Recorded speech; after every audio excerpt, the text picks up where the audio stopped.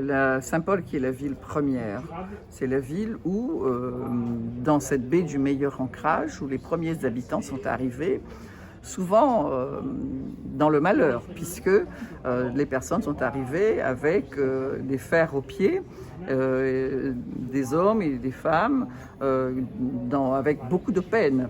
Et donc, c'est en même temps cette ville où a prospéré aussi de la littérature avec le Comte de Lille, avec Évariste de Pargny. Et donc, c'est la ville aussi où l'agriculture a été première. Parce que c'est dans cette ville que l'on a expérimenté la canne, le blé, le riz et toutes sortes de cultures. C'était le grenier des Mascareignes. Et donc, c'est tout cela aussi que nous voudrions mettre en valeur. Et donc, cette zone est la dernière grande zone à aménager de la Réunion. Et nous voudrions vraiment, non pas seulement la construire, la faire pour les 220 000 habitants de la communauté d'agglomération, mais également pour toute la Réunion.